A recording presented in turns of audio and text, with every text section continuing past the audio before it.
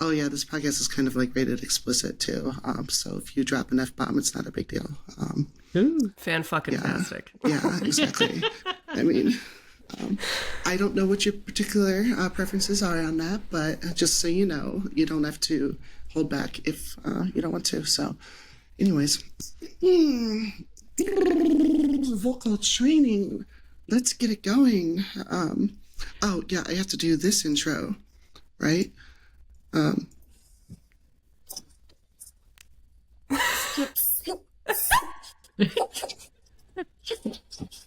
gonna mute myself. Welcome back to Transcending Humanity. My name is Vanessa Joy, and this is episode 46. Sorry, I had to do that. I love it. Yeah. I installed the software for my mic on my computer, which turns out it has software, and you can do things like that. So I should get that because we have the same mic. Yeah, it's probably look into that. You can also like really play with the settings of the mic too. So like to really get in, like you can record your voice and then listen to it back to hear like how your different settings are working. It's very handy. Ooh, okay, yeah. If I do this, is it? Can you still hear me? Yeah, I can hear you. Okay, perfect. Because I just don't want my mic like taking up the whole thing. Oh yeah, no, it should be pretty sensitive. Yeah. And if you have like a gain setting on it, if there's like a gain button or knob at all, if you turn that up and move it further away from yourself, it'll be good too. But I can't hear any difference like in the volume. Perfect. No. Yeah. You sound fine. Yay. By the way, all this stays in the episode. But everyone gets to hear our fascinating behind the scenes talk about our mics. I do not do much editing on the episodes. One, to keep it real. Two, because it's just fucking time consuming and I have a life. But anyways, welcome back to Transcending Humanity. This is episode 46. I'm Vanessa Joy, aka Vanessa Joy, the girl that is here. And just a reminder, the views and opinions of those hosts, guests, whatever on the show are their own and not other people's. So their employers, whatever, don't go after them. This week I am joined by Chloe Milligan. Chloe Ann, is it? You like? It's Chloe Anna. Chloe Anna. That's just my middle name. Oh, okay. I didn't know if you went with that too. So Chloe Milligan and Kate Bridal. You probably remember Kate. She is the head host of Legal Burnouts. Sure. Co-host. Well, sure. Whatever. / creator, whatever, yeah. And she is also Hannibal Lecter's girlfriend. If you are into that kind of thing, you can look her up. You don't know Kate, you must know Hannibal. Yeah, that's right. Yeah. You can look her up on TikTok, Instagram, all that shit. So it's a lot of fun. And so today, I have been following Chloe on Instagram for quite a while. And just kind of, I'm interested in the story that she has to tell. As many listeners of this show know, I am a very anti-religion atheist. But I also recognize that many listeners of this show do not necessarily line up with my views on that kind of thing. And I am very big, despite being anti-religion, I'm more anti-pushing religion on other people. I think everybody should have whatever belief system that guides them, and as long as it doesn't fuck with someone else. So I thought it was time to have a different perspective than angry, grouchy, atheist Vanessa. And we have Chloe here, who is a leftist Christian. And I brought Kate on to co-host because Kate specializes in burnout stuff. And I figured the two of them could probably have some pretty amazing conversations about what it's like being a trans leftist Christian parent in the professional world in the U.S. So, yeah, here we are. I'm going to start off. Kate, can you do a quick introduction of yourself? Then we'll go Chloe, and then we'll get started. Sure. So I am Kate Bridal, as Vanessa mentioned. I am a cishet lady. Just here rocking out on the ally train. Oh, that was gross. That was stupid. I hated that. Everything about what just came out of my mouth. I mean, know it's not going to get cut. Choo-choo, guys. That would actually that's kind of giving me a content idea of like the over-enthusiastic ally, like just being like really annoying and like in your face. I'm an ally. I'm right here. Come check me out. In my experience, the over-enthusiastic ally is normally a trans egg. True. Holy shit. Oh my God. Hey. The journey towards liberation is #MessyAF. And honestly, we're here for it. Hi, I'm Taina Brown, a feminist life coach. And I'm Becky Mollenkamp, a feminist business coach, and we're your hosts for Messy Liberation. Join us for conversations about current events, politics, pop culture, and of course, business, always with our eye on liberation from oppressive systems. If you're like us and want to create a more equitable world, subscribe to Messy Liberation, available wherever you listen to podcasts, including the biggies, Apple, Spotify, and YouTube. Anyway, as Vanessa mentioned, I do co-host and co-founded the podcast The Legal Burnouts, which is started about burnout in the legal industry specifically, but we are now branching out to talk about burnout in all kinds of different things. So we love to talk about societal issues, and definitely I think that Chloe's story has some elements in it that could definitely lead to some pretty heavy burnout. So I'm excited to talk about that and jump into it. And then, yes, I do make silly videos where I pretend to be in a relationship with Hannibal Lecter and kind of Will Graham, because we can't kick Will out of the equation or everyone would riot. So Bridal Party of 5, Instagram and TikTok. Check me out. There you go. Chloe, give us a 2-minute rundown on who you are. You got it. So I am Chloe Milligan. I go by Chloe Anna Milligan on my socials. Mostly just because, I really like my name. I picked it out myself. My bio currently says I am a professor at Penn State Berks. That needs to be updated. I actually literally just left, and am on the market looking for another job. Just a long story about if you've noticed anything in the news about a lot of universities are doing financial restructuring kind of movements to cut personnel, cut departments, cut majors. And at the campus I was at, our major, writing and digital media, it's not cut yet that we know of. But it is potentially up for elimination.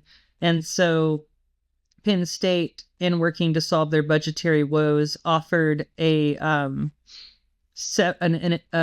voluntary initiative severance package to pretty much, hey, if you want to help us save some money, you can just resign for us. And so, right now I am sitting, right now I'm sitting on one year's salary lump sum, to help me find another job. So, it's not a bad deal. It's just, I'm currently in that season of uncertainty.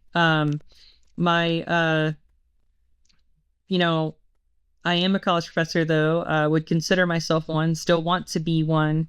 My background's in English, but my research is in media studies, particularly video games, from a queer theoretical approach.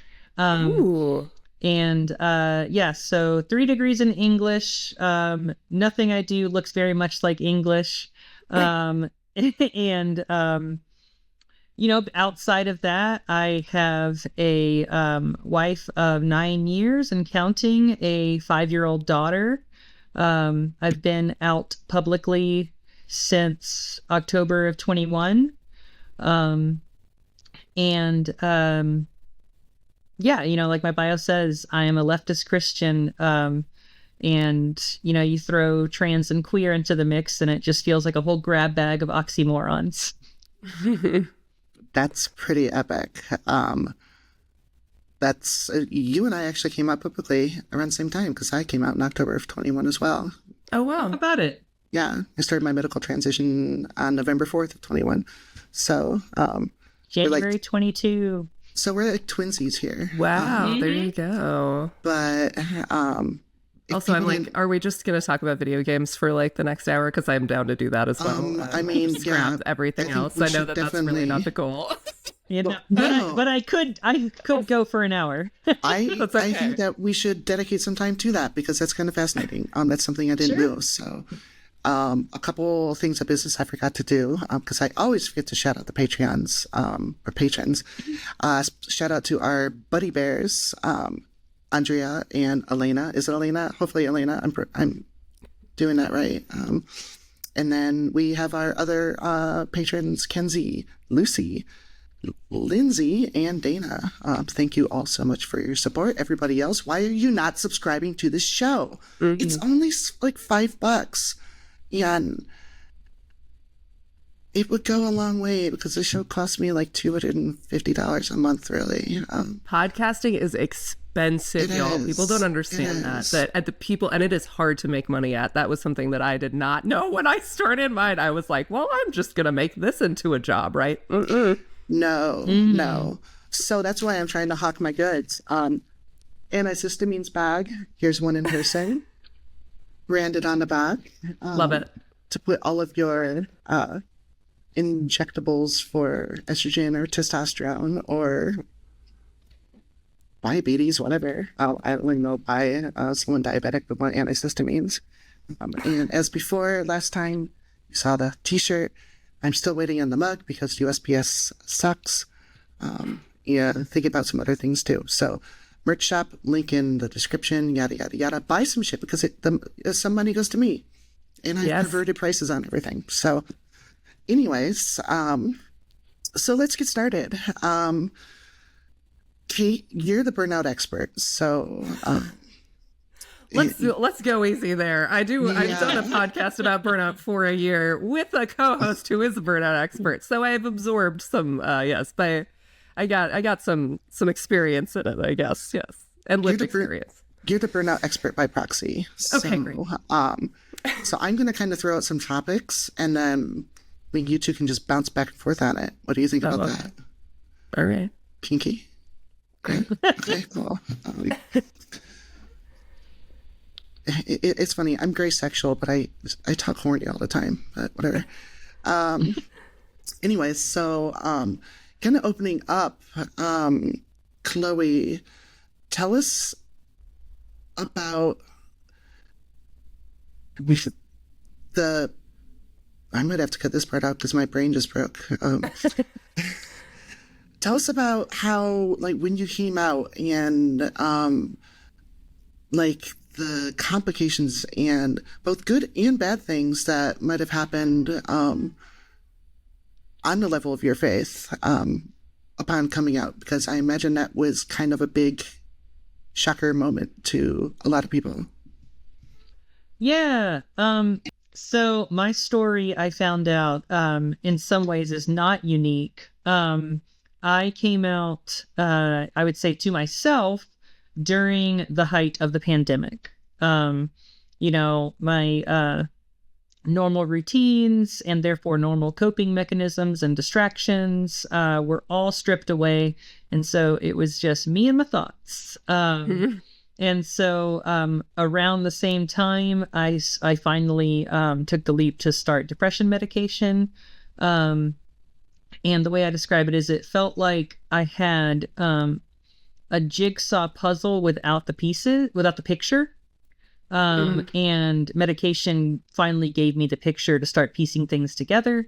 And I realized something that I had been playing with on a very hypothetical, like, what if I, no, I wish I were, no, all of that finally coalesced and sort of crystallized into, you could just transition if you wanted to, right? And it was terrifying and it was liberating, and it has ultimately been, to me and to my family, a net good. but it definitely did come with complications, especially when you factor in not just the fact that I was raised very fundamentalist Christian, but I still wanted and want to be a very different type of important disclosure, a very different type of Christian today. Like, you know, it's still important to me. It's still a piece of my identity. The model I was raised with, I really no longer, I hate the phrase, but I can't avoid it. I don't identify with. I don't identify as a fundamentalist Christian. I mean, it's true. Yeah. But I'd rather be an attack helicopter. But yeah. So you know, I don't know how active she is on social media anymore, but I have to give a shout out to Natalie Drew, who when I was very active on Twitter before it became X, and I finally felt like that was my time to peace out. Yeah. I also exited at that time. Yes, I joke that Twitter. I joke that Twitter is now my ex. Nice. But yeah. So when I was very active on Twitter, I reached out to Natalie Drew, who had sort of just by a few months on me, kind of led by example, saying like, "Hey, I am a Christian and I'm a trans woman." And she posted a lot about her experiences, and I kept finding parallels. And, you know, kept offline IRL, kept finding all of my own, scary coincidences, and finally reached out to her via DM and was just like, hey, if I feel all these things, am I a trans woman? And, you know, she was very diplomatic to say like, I cannot diagnose anyone, but it sure sounds a lot like my experience. And so, you know, we're not like in constant contact, but I will always be grateful to her as kind of like a trans mom. And so, you know, outside of telling her and working through that with her, the next person I had to tell was my wife. And I phrased it to her by saying like, because I was terrified to tell her, I was very much like, hey, I think I am trans, but I love you more than anything. And if you don't want me to transition, I just won't. And, wow. And she was like, that's crazy. I couldn't not let you do that. So, you know, we talked about like, is there a life after our marriage for like literally a day? And then determined like, no, that's not like, we did say till death do us part. We do still choose each other. And, you know, she's just kind of like ridden along and rocked with me for every step of my transition since. And I cannot overstate enough how much I love her. And she also came from a very fundamentalist Christian tradition. So, you know, and we went to a Christian college. So like the air we breathe, the water we swam in a lot of ways, was very Christian.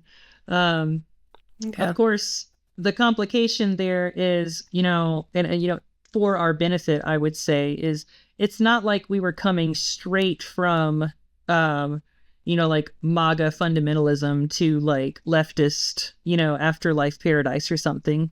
2016 did a lot of that deconstruction for us. You know, I would say we both started to shift leftward after the 2016 election, during the 2016 election. It's embarrassing to admit, but I was so politically, you know, unminded circa 2015 that I was like, I don't know, I like Bernie Sanders and I like Marco Rubio. And looking back, like that's such an absurd position to hold. And 2016 really kind of crystallized for me like, oh wow, yeah, like this is my political ethos, and everything I thought before was just like political tourism. I had no idea what I was talking about. It's time to like, get real. And so, that time period, like 16 to 20 before actually coming out, like that was my radicalization. Also probably not a very unique story, but important to my journey for sure.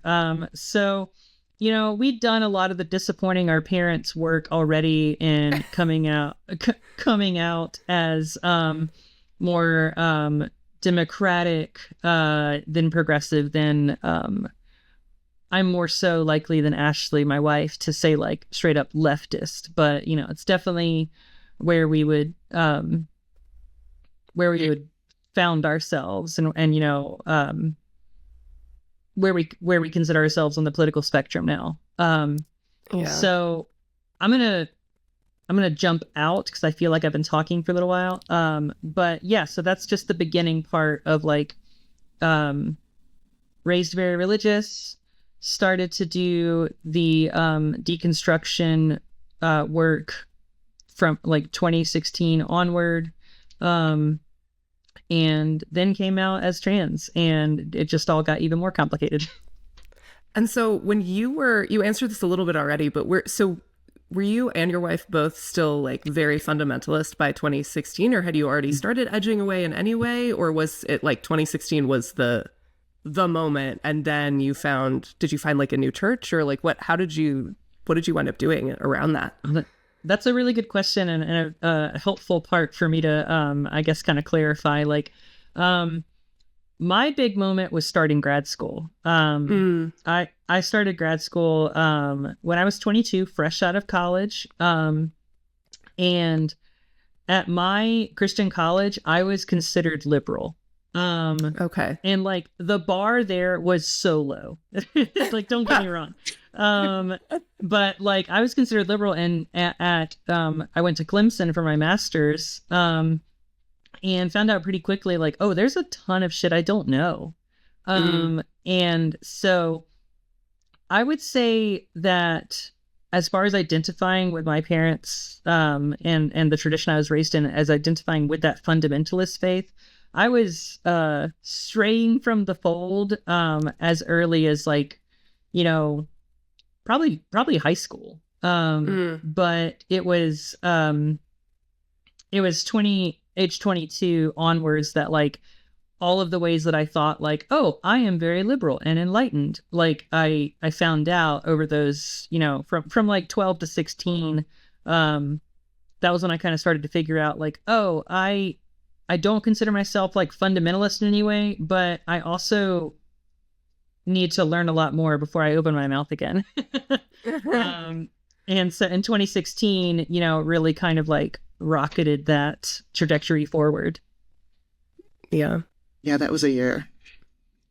Sure was. Kidding. Mm-hmm. Yeah. I mean, I even did a lot of learning around that time too. And I was, my kind of like, I was not raised in any kind of religion. I was actually raised in one of the few non-religious households in a very religious small town in Minnesota. So that was kind of an interesting dynamic. And my parents weren't necessarily anti-religion. I think my mom was a little bit anti-Catholic. She was raised Catholic. She was not a fan.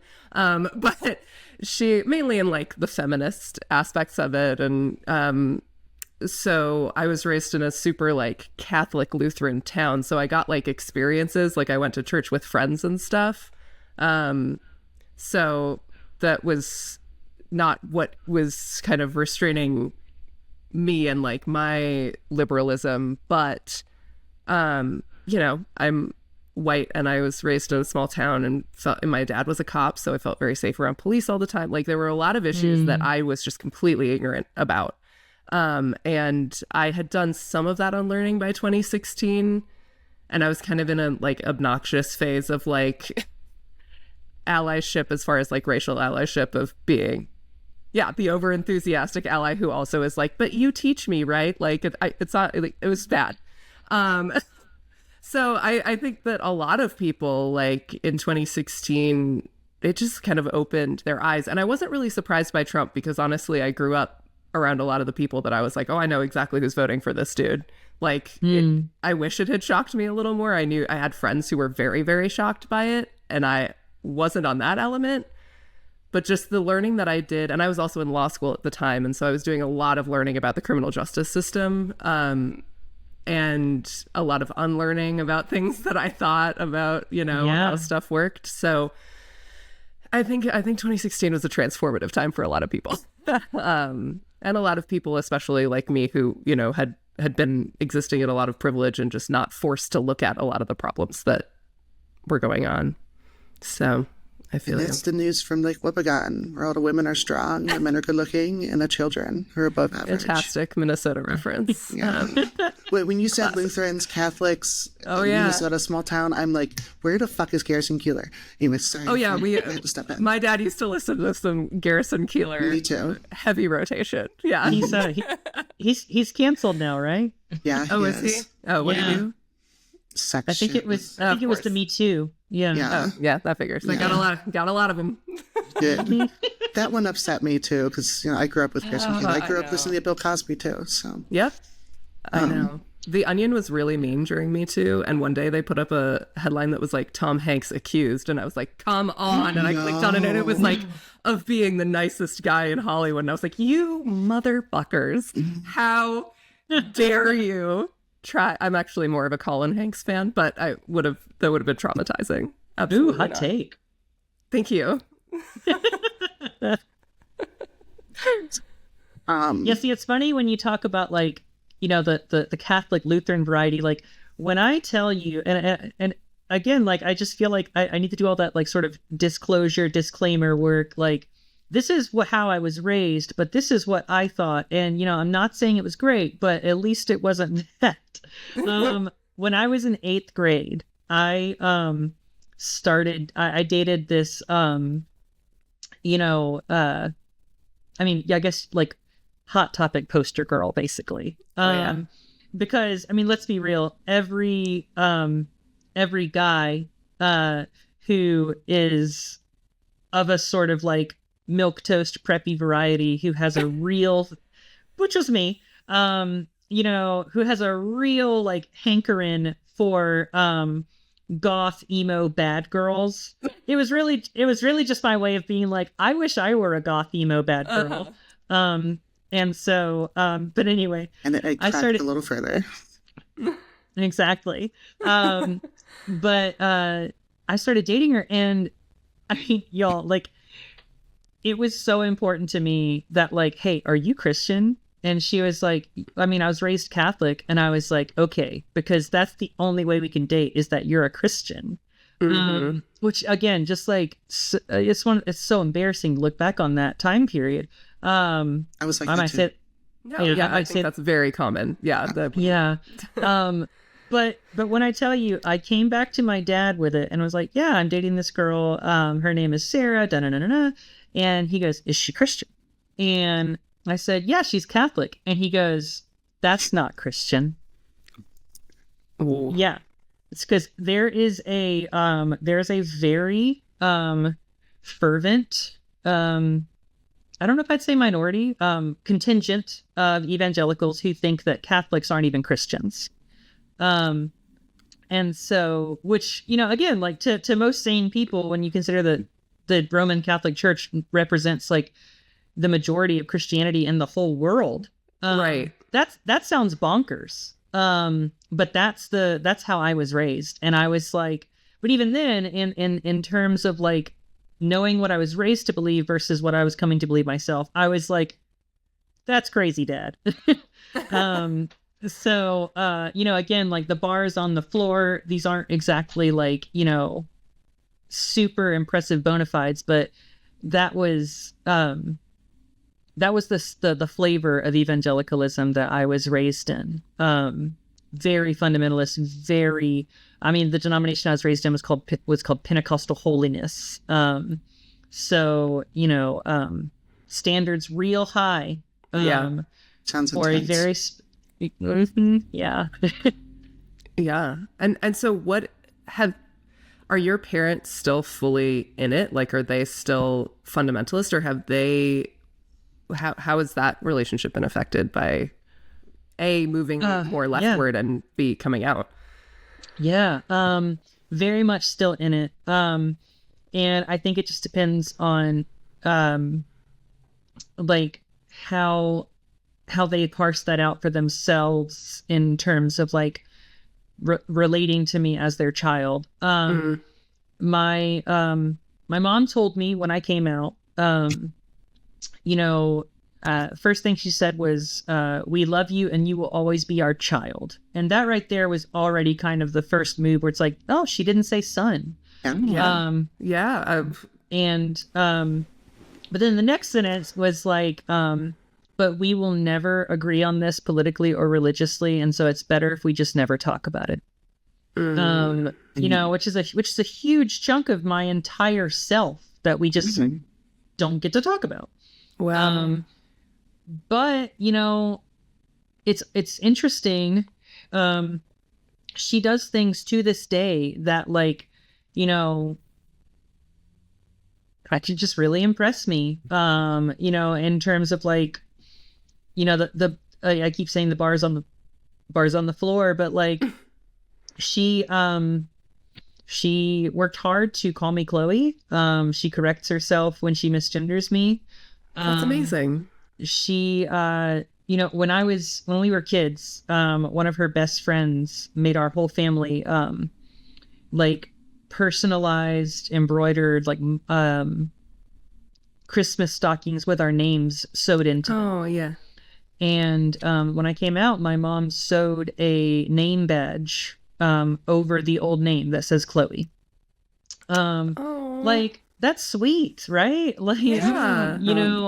That's kind of big. I know, right? Huge. She and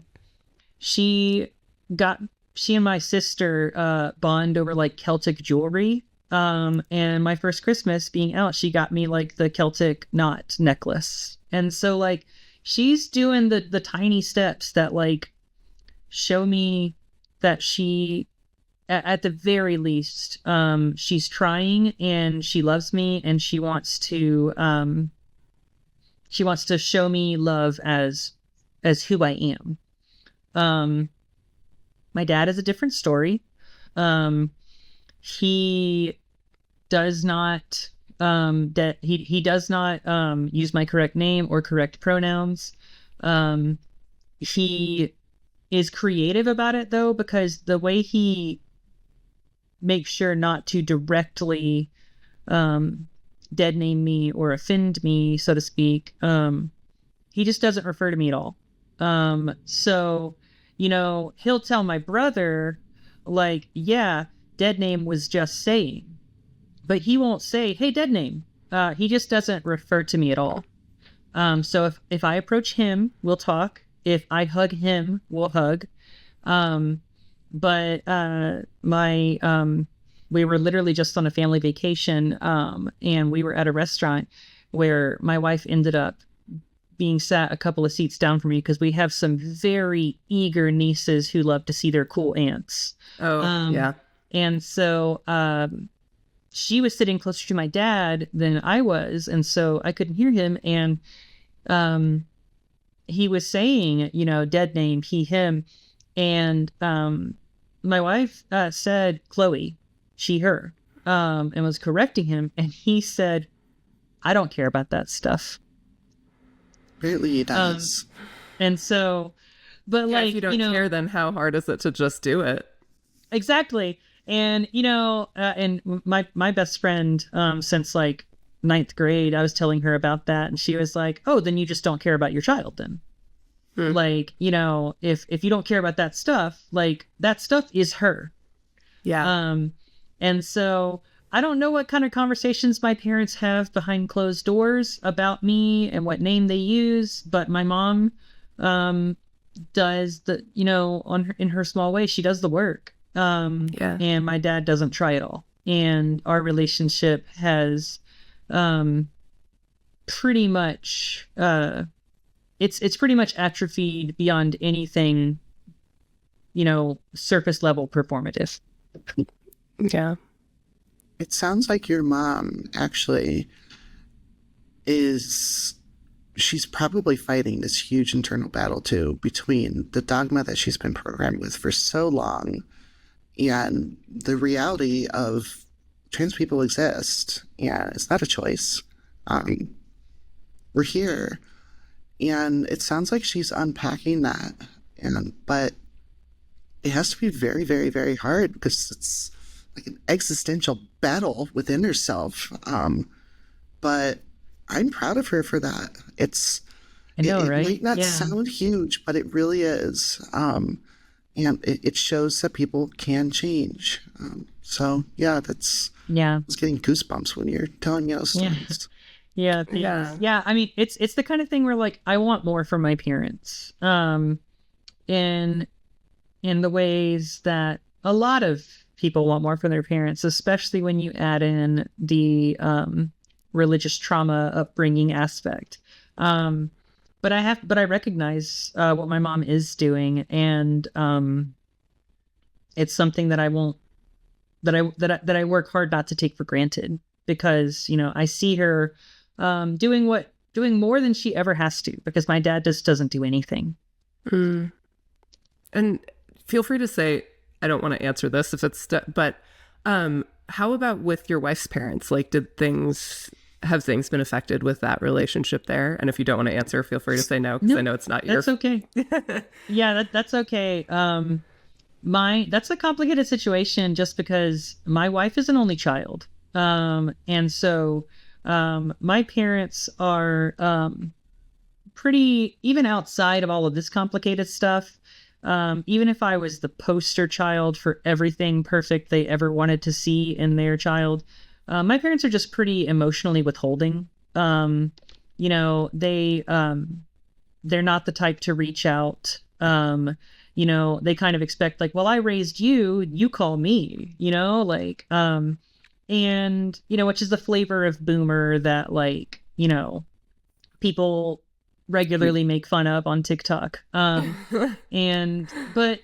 that's its own thing. But like my wife, her parents are obsessed with her. One of them calls her every day, if not both of them. Wow. And so, and Iris, as of now, at least, and we're debating on if that will ever change. Iris is an only child. And so not only are they obsessed with Ashley, they are obsessed with Iris. Oh yeah. Only grandchild. Big. Ooh. Oh, absolutely. And so that aspect of the relationship is strong. But I have functionally ceased to exist. And it's not for my wife's lack of trying. She talks about me often. She mentions me. She advocates for me. She talks back if they ever say anything negative about me. But like, I don't get invited to things anymore. And we tried the whole like, well, you know what? I'll just come over to the house anyway. Like they're my in-laws. And before this, our relationship was perfectly fine. And they were very nice to me. And I actually, for a lot of the reasons I was just talking about in terms of like how much they love their kid, I really appreciated that more than my own parents could do. But again, if we're ranking parents here, my mom's doing the best because, like, as far as my in-laws are concerned, I have vanished, which really hurts. Which really hurts because, like, it's already sad to no longer be their daughter-in-law in any functional sense, but also like 50% of Iris is me, and that they just do their best to ignore that. It's hard to, like, you hear that story from a lot of people too. I'm not trying to diminish your story. Not at all. But it's like they were fine with you pre-transition when now, after you've come out and well into your transition and you're comfortable and happy, I just don't understand that you're the same person. You're just now a complete person. Yeah. I wish people could understand that. Yeah. My my wife really gave it to her, but one time she was on the phone with her mom, and mind you, this was post surgery. She said, sometimes it was interesting because she used my correct name, but she said, sometimes I still pray that Chloe will change her mind. And, you know, let's just sidebar the fact that it's like, it's a bit late for that. But, you know, on the most irreversible, anatomical bodily level possible. But also, like, you know, my wife was like very quick to say, like, Mom, you can't say that. Like, you know, because you're saying you don't want my wife to exist. And so like she was pretty quick to shut it down. And, you know, again, in that like classic emotionally immature inability to handle conflict move, she just got incredibly quiet and waited till they changed the subject. So, you know, like growth can't happen and without some sort of conflict, and every side of the family just does their best to completely avoid all forms of conflict by completely avoiding me. Wow. Well, your wife sounds like a stone cold badass, first of all. Yes. She's awesome. Yes.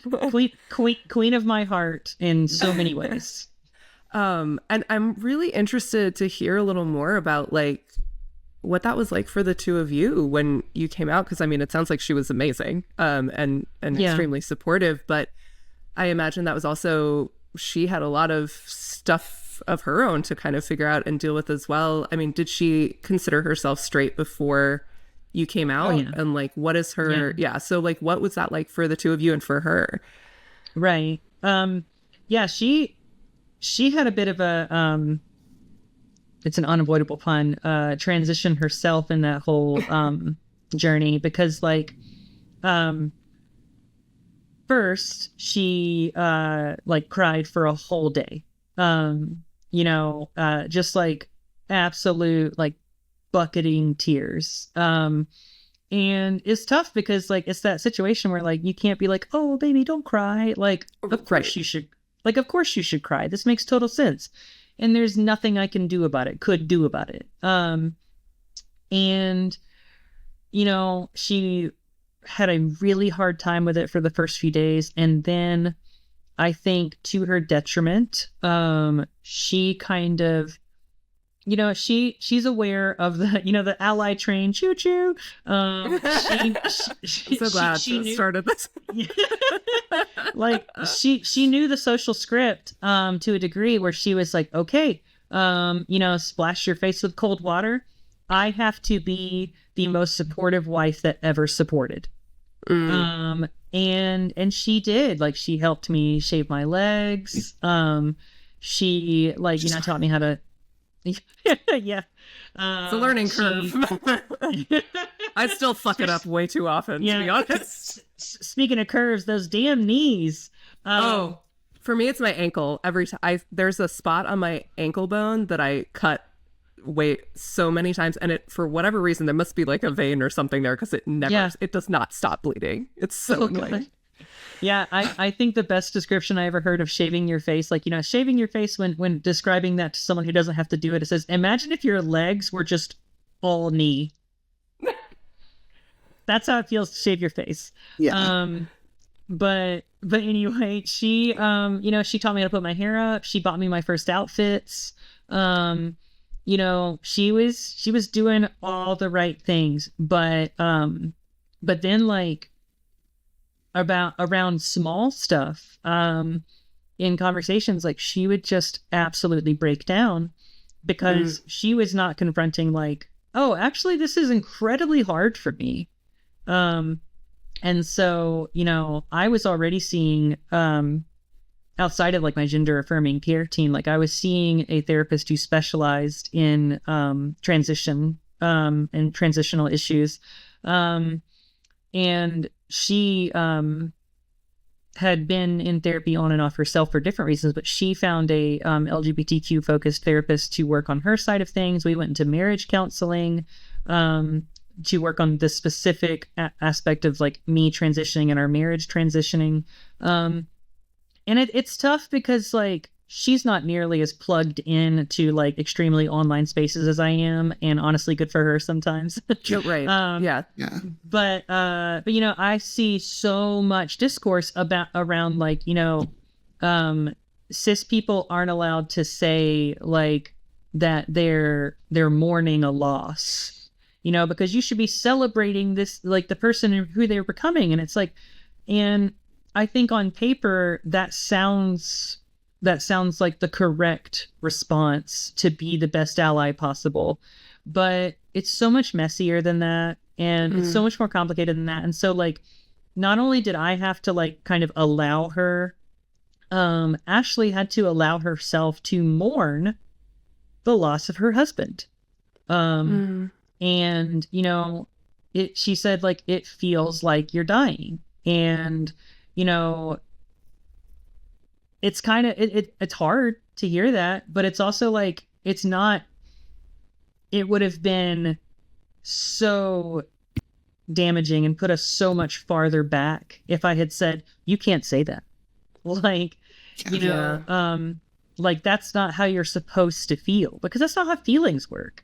Right. And so she has been, you know, my strongest advocate. She's an absolute warrior on my behalf, and I love her for it. But like, it was not easy for her. And she had to confront a lot of like feelings within herself of, I want to be so supportive and I am so sad about this. And, you know, and that makes sense. But like on this side of it, our marriage is stronger than ever. I would say we're more in love. You know, I'm able to bring 100% of myself in a way I never could before. So, you know, we're better for it, but it was a lot messier than people want it to sound. Like, you know, oh, my partner transitioned. Good thing I'm bisexual. Whee! Right. Yeah. You know, like, you know, she definitely considered herself fully straight before. And I think for a while, like, she had a friend that she reached out to. It was actually Natalie Drew, who I mentioned earlier. Her wife, Heather, reached out to Ashley, and they connected over the aspect of like transitioning from the spouse's perspective. And that was really great. Yeah. That's awesome. And Heather told her, like, you know, when nothing else matters, I just tell myself that I'm Natalie sexual. And that's awesome. And I love that. So like, and so like, I think Ashley, for her part, like she's much more willing to like own up, like, yeah, you know, like if you made me pick a label, I'm bisexual. Right. But like at the very least, and the most I need is that, you know, she's Chloe sexual.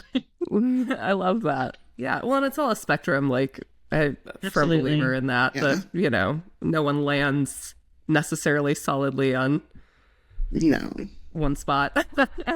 But exactly. I mean, your story is actually a pretty rare one. A relationship that survived that. And it's a testament to both of you, really.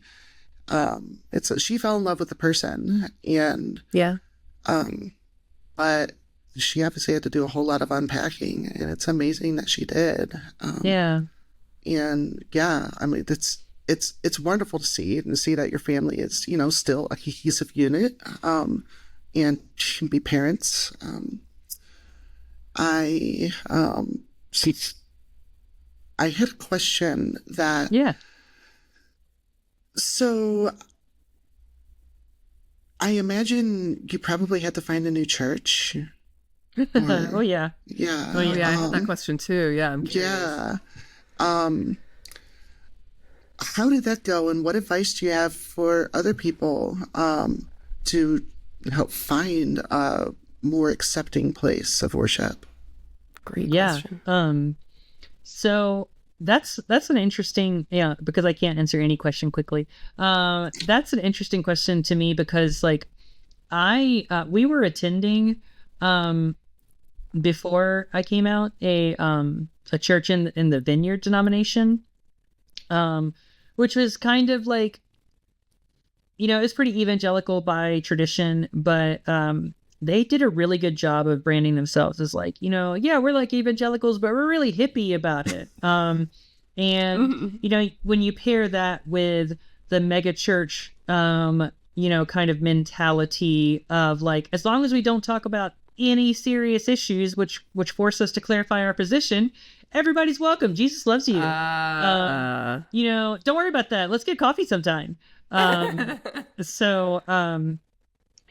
We were a part of a Vineyard church that we started to attend when we were living in Gainesville, Florida, while I was doing my PhD at UF.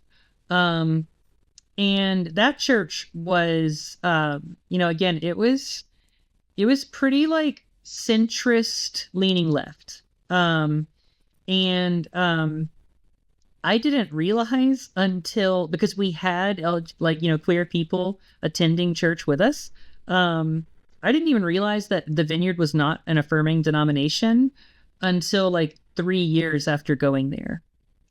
Because I just thought, on paper and in practice, it seemed like we were, but I found out that the pastoral staff may have felt one way, but like the official Vineyard stance is very anti. And so, but the Vineyard's a weird denomination because there's a lot of churches that, because it kind of, as a denomination is centrist leaning left in some ways, there's a lot of Vineyard churches that, look purple. You ever heard of a purple church? A mixture of red, red leaning people and blue leaning people. Yeah. And so when we moved to Pennsylvania for the job at Penn State Berks, I just departed, we found another Vineyard church and it felt similar and we were really liking that vibe.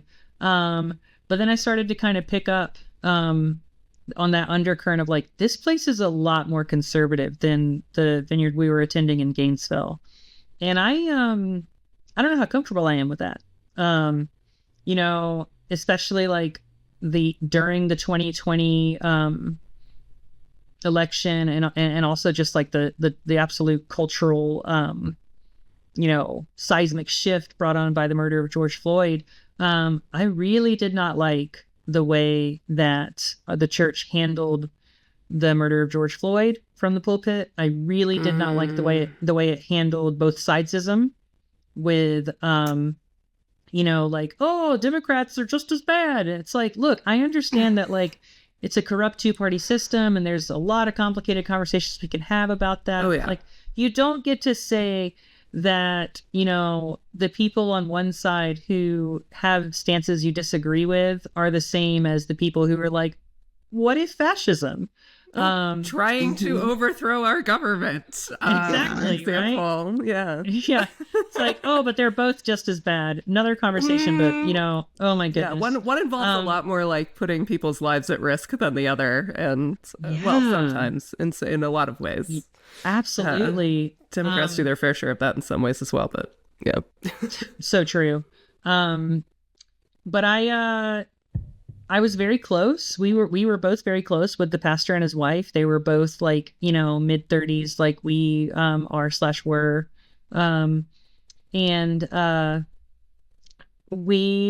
I wanted to do it right when I came out. Like, hey, I'm coming out publicly in October. I wanted you to know because I know that the official Vineyard stance is this, but we as members of your church still want to be a part of this church body. But we don't want to be treated like second-class citizens. And looking back, I regret that stance. Because I know that I did not leave the church structure of affirming light that I'd been a part of until it was my skin in the game. And I regret that. I'd been queasy with it for a while, even before I ever thought that I was allowed to identify as part of the LGBTQ spectrum or whatever, however else you want to phrase it. Alphabet Mafia. Yeah, Alphabet Mafia. I had been queasy with that for a while, but I still kept doing it, and I wanted especially because we moved out to Pennsylvania with no family support. Not like our families were like unsupportive, but I'm just saying like no one lives. Yeah, no one's there with exactly. You. Yeah. And so like that church was like the only sense of normalcy I felt like we had. And so we wanted to remain in that congregation as long as we could be treated like people who mattered just as much. And I play the drums. I have for over 20 years now. And I play, and I've played drums for worship band contexts and church services for a long time. And so I played drums at that church, like 2 to 3 times a month. And I said, like, listen, I know that one of the common tactics that evangelical churches do in situations like these is they say, you're welcome to attend, but you can no longer serve. Which is icky. Loving Vanessa. That's gross. Yes. Yeah. Loving Vanessa's face right there. But I said basically it was like very upfront. I'm begging you, if you want me to remain at this church, do not do that.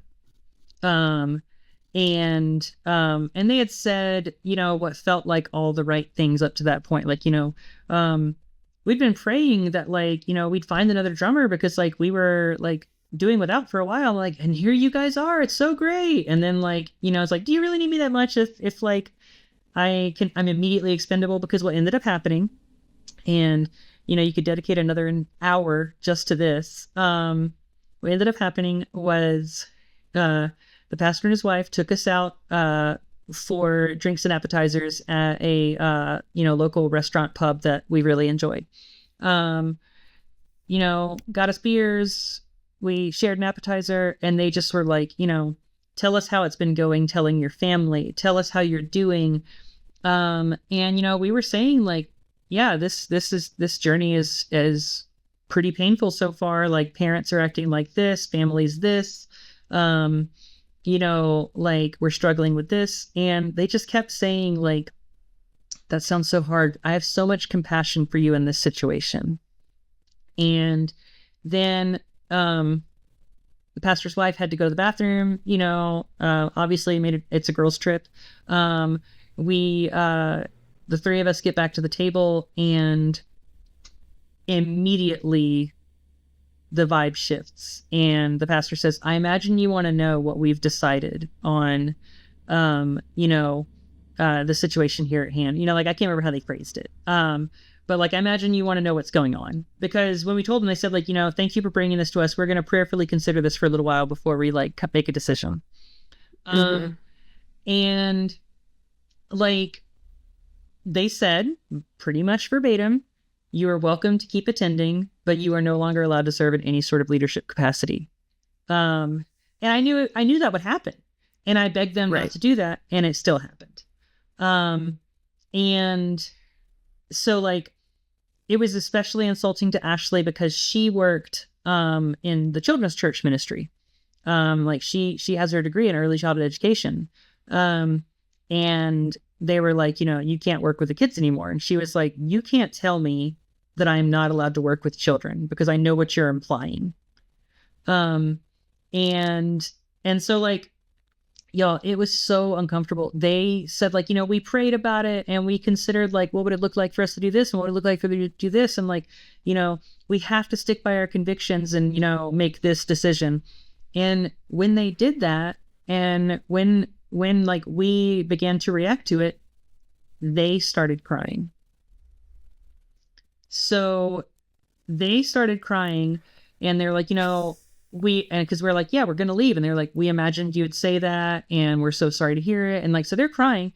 So we end up counseling them through how to break up with us, basically. So, the emotional, labor of that situation or balance or whatever was completely flipped. And so like, it was we parted on like a, you know, wishy-washy. We hugged. We said, you know, maybe we'll still see you around. We never saw them again. You know, and I thought that like the conversation went as well as it could, you know, because I was like, because again, like all of my chance to emote in that situation was completely robbed. Right.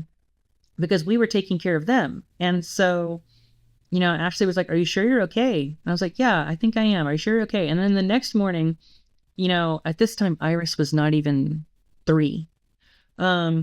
She said something that toddlers do. Like, no, I don't want Maddie in here. And we can talk about Maddie in just a little bit. But, and like, you know, kids are going to be kids. And I burst into tears. Because all the emotions that I'd been holding in from the day before finally came out. Yeah. So yes, we had to find a new church. We did not attend any type of church for at least, I would say at least a couple months. We started shopping around. I hate that phrase, but, you know, American capitalist marketplace. But the issue is, and this is going to sound really bizarre, especially if you're not like up on religious culture or whatever. The problem is that like I was raised in a denomination that, you know, was really big on worship, really big on like big band, full out, you know, like praise rock concert kind of shit. And, you know, even if that's corny, even if, you know, like it's easy to make fun of, it's the model that I was most comfortable with. Yeah. And I attended Catholic Mass when I was a teenager. I went with a friend and oh my God, it was glacially boring to me.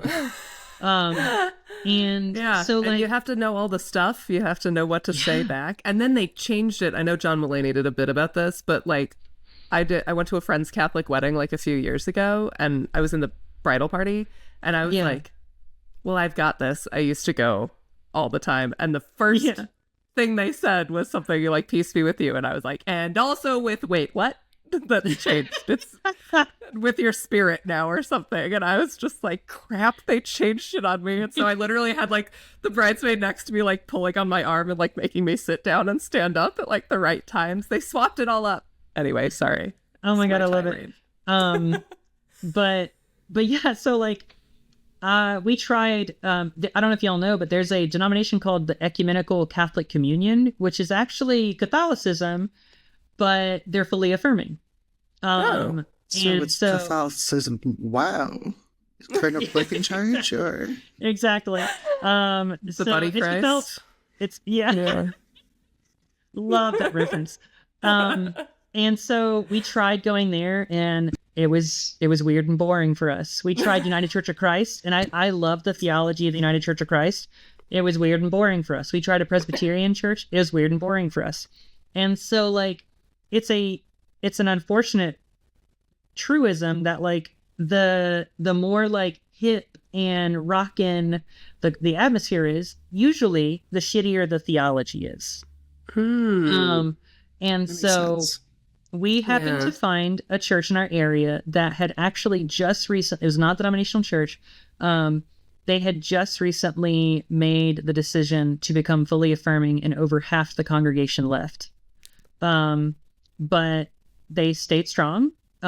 We started attending in November of 21. No, is that? I don't remember. The timeline is. Oh yeah. Well, see, because I started coming out locally in the summer of 21, but I didn't come out publicly for everyone to know until October. But anyway, so November of 21, we started attending there. We've been there ever since. It is a more evangelical flavored church with a fully affirming theology, actual queer people on the pastoral staff. Nice. You know, I don't know if this is another conversation to get into with the time we have remaining, but surprisingly racially diverse, which is another thing that a lot of evangelical spaces struggle with or don't struggle with. You know, because like unchecked, and so the way like, we're not struggling with it, it's just not happening. Yeah. Yeah, it's by design. It's on purpose. Yeah. Yeah.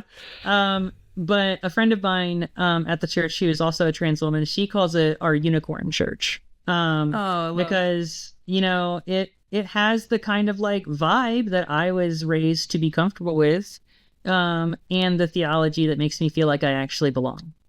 And the space to disagree, and the space to sit in doubt, and one of the pastoral staff is actually agnostic. And so it's for us, it is a very good space. I think I've been thinking about this and even preparing for this conversation today. I think the issue with being have y'all ever heard of the like, oh, she's a pick-me girl, or I think it's tough and it's easy to make fun of. I've seen lots of TikToks doing just this. Like, you can talk about pick-me Christians. Like it's understandably a little easy to satirize that, like, oh, we're Christians, but we're not like a regular Christian. We're like a cool Christian. But like it is so I don't mean to say like, oh, pity for me, but it's the tough thing about being a trans Christian, or even just a queer Christian in general, is for most people, you are too queer to be Christian. And for a lot of other people, you are too Christian to be queer. Ooh. So, it's like, there's no pleasing most people, because it's like, oh, you're a Christian, that's great. Oh, you're queer, you're not really a Christian, you're going to hell. Huge disclosure, whatever the phrase is. It is very possible to be a Christian and not believe in hell. I do not believe in hell. I am a universalist. Anyway, moving on. It's just a huge part of the theology that, like, immediately people are like, ew, but you believe people are going to burn in hell for all eternity? It's like, ew, no, I don't. It's mentioned in the Bible, if I'm not mistaken. So yeah, it's mentioned. Every time it's mentioned, it's actually translates as Gehenna, which is a whole other conversation. And then there's the part in Book of Revelation about the lake of fire, but the Book of Revelation is actually a highly poetic text about, like, like St. John's apocalyptic vision about the Roman Empire. It's not a blueprint for the apocalypse. So, if you ever want to talk more about that, it's a whole other conversation. But anyway, it's like, cool, you think you're a Christian, but you're queer. But like, for such understandable reasons, and I do not want to invalidate or talk over anyone's absolute right to religious trauma or just like ideological disagreement that says, no, I do not want to be a part of this. You cannot make me. It's like, of course, I'm not going to push that on you. Especially if you have religious trauma that stems directly from your identity. Why would I say, oh, but my church is different, check it out? Right. Like that's like, if someone is, and this is a shitty analogy I'm stumbling into making for some reason, if someone's like an alcoholic, you can't say, oh, but our bar's different, like, the drinks aren't as strong. Right. So like I get that. But like I saw one of the like Facebook like trans meme groups I'm on they shared some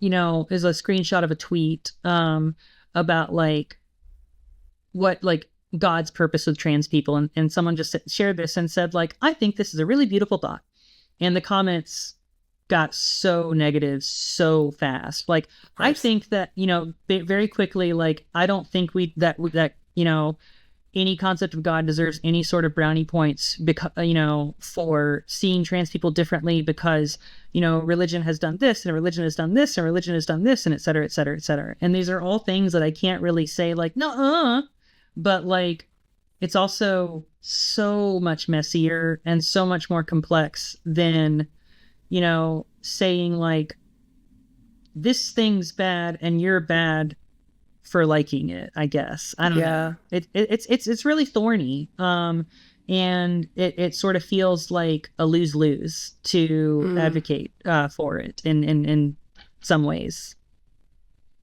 Yeah.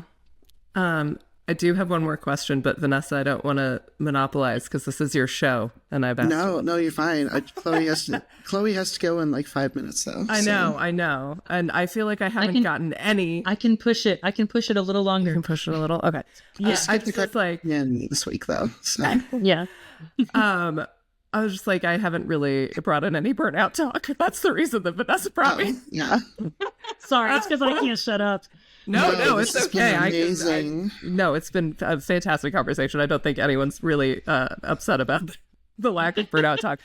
But I am curious about how, a lot of the things that you've already talked about have been like, I'm like, burnout vibes, like crying over something that's not actually the thing that you're upset about. That happens a ton in burnout because you're just emotionally raw all of the time, and you're usually, I feel like actually often a lot of times able to keep it together for the stuff that's burning you out, and it's everything else that kind of suffers and that you start getting really sensitive over. That's how I was. Because you're like, the thing that's burning you out oftentimes is work, but you're like, I gotta keep my shit together to make money. But even many other things can burn you out. And so I'm curious about how, if you experienced, exhaustion, burnout as a result of having to reconcile, this identity of yours with your religion, and or how has finding a new church and finding an affirming church maybe helped you fight burnout in some aspects? Yeah. And this isn't a way to dodge the question, but like, I can say in terms of like burnout, it 100% affected my job. I was what's called a tenure track professor. And so, not only is it my job to teach, it's my job to research, and publish and serve on academic committees for the good of the university and all that kind of stuff. And whatever qualms I have with the job I just had, which is another conversation, I have to go to bat for the community I found at Penn State Berks, because they were a bajillion % supportive of my transition. And so I was up for what's called 2-year review, because like you get tenure after 6 years. And the Penn State model is you do a 2-year review to basically be like, okay, what you're doing is good so far, keep it up. The 4-year review is where they go, okay, so this is good, but if you don't do this, you won't get tenure or whatever. It's the harsher review. And then the 6th year is the big show. Do you get tenure or not? And so my 2nd year review was already my 3rd year review because they offered a COVID extension. Because of COVID, they were like, yeah, everyone gets a year added to their tenure clock. But when it was time for my 3rd year, 2-year review, it was actually my dean who suggested that I request a stay of tenure. So instead, which means that I actually got another year added to my tenure clock because, she was like, you're starting hormone therapy, you're coming out, like you're dealing with a lot of social upheaval right now. You can't do that and this. So wow, very insightful of her to actually. So the burnout was strong at work. As far as finding a new church and leaving the church from before, like, yes, the religious aspect absolutely contributed to just like the burnout of being a person. And that's why we didn't attend any type of church for at least a month or two. Getting back out there, was kind of tentative. But I will say that like, even if it's not always easy, again, just to like be a person in general, I no longer count, my church community as part of the stressor. That's which is the way it should be, right? Like, that's the place to like, connect with some sort of divine resource, and in the most euphemistic way possible. So it shouldn't be something that contributes to the things that are weighing you down. So yeah, that aspect absolutely helped. Yay. Well, I'm glad to hear that. Yeah. And community is such an important anti-burnout tool. And so if church was your main source of community and then that gets taken away from you, I can only imagine on top of everything else that you are dealing with, how much of an impact that had to have had. And to have to, like not be going to one for a couple of months when that was such a big part of your life and such a big part of your support system. Like, yeah.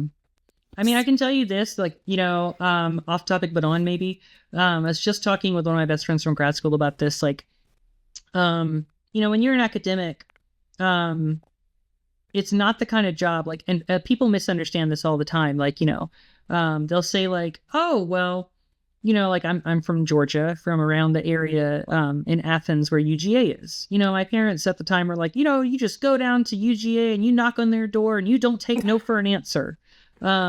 See if they're hiring. Like, that's not how academia works at all.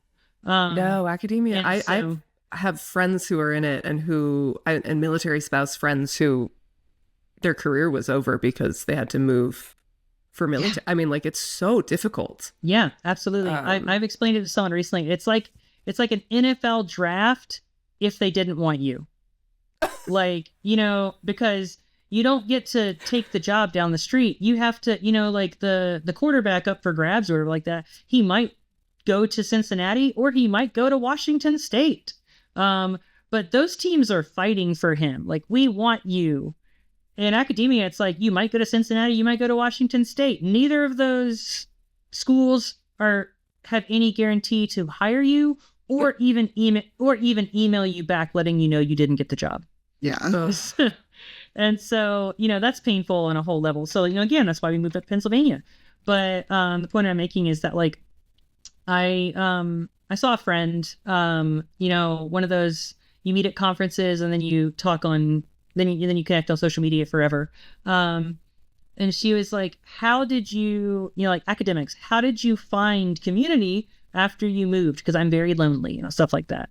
And like, I didn't say this, but my first thought was go to church. But like, and so I was talking with one of my best friends from grad school recently, like the problem with American life is that outside of the church, or I guess the bar, there's really no third space.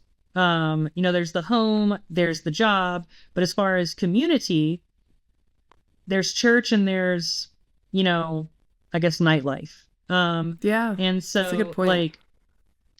like when it comes to at the absolute base, and my wife is more kind of like deconstructed, burnt out, mystical about this, like, you know, her thing is like at the very core, if I no longer believe, the community we have at church is hard to let go of.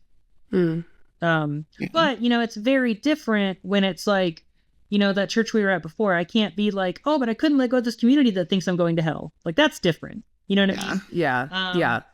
But like, but yeah, it's definitely hard, to find community outside of a religious context in a lot of ways in American life. And so I know that there are communities that are fighting against that. You know, I mean, like there's like roller derby leagues and all kinds of stuff that people do.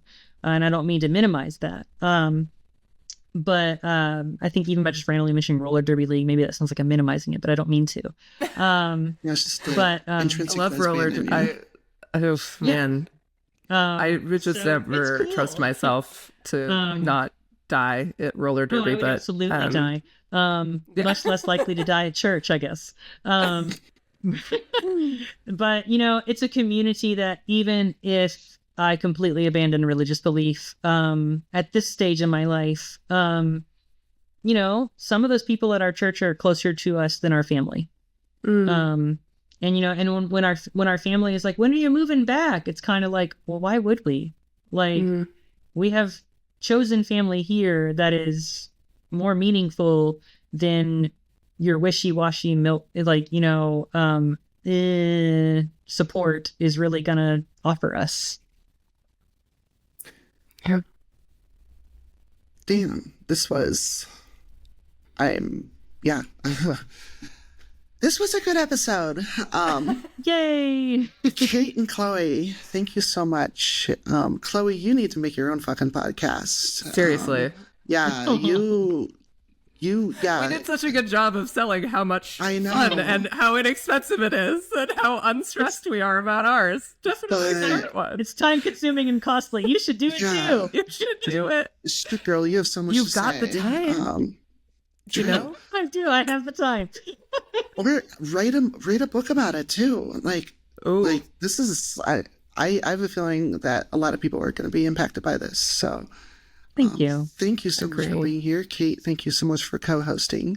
Oh my gosh, thank you for having Chloe me. has to bugger off here, but next week we have Sarah Waite, and she's going to be talking about her past experiences as a paramedic with neurodivergence and the fun that she did with that and her natural pivot from that to being a creative copywriter. So we'll see you all next week on Transcending Humanity, and have a great weekend, or have a horrible weekend, whatever. I don't give a shit. Bye. Oh, no, go ahead. Oh, sorry. I don't know if you can edit this and move it back to before you just said bye, because I feel like I'm really fucking it up. But like, no, I'm gonna leave it in because it's fun. I mentioned earlier, I said Maddie, and then I said we can talk about that later, and then I never did. Yeah. And I feel like that's gonna be confusing. Anyway, when I came out, and like working with Ashley was one thing, but like we also had to like work with Iris, who was like 2. At the time she was actually, she was around 2 when we started working with her on it. I was like, hey, we did the research on like, what do lesbian moms, call themselves, and so like we looked into like mom and mama, and we was like, that sounds way too confusing, like, I love that. And so I found Maddie, and I thought that would be a really easy, again, unavoidable plan transition from Daddy. I love that. I love that. So yeah, I've bbeen Maddie for, like over 3 years now. Love. And That's yeah, such a good one. I just, every time I love to hear it. But anyway, next week on Transcending Humanity, Sarah Waite. Sarah Waite is going to be here. Without them and the rest of the crew. I'm glad you brought that up because it is fun hearing how other people who used to be considered dad have different things. Like as I said, I'm Dee Dee, Maddie. I love it. So cute. Well, again, have a good one or have a horrible one. And thank you again. It was a pleasure, both of you.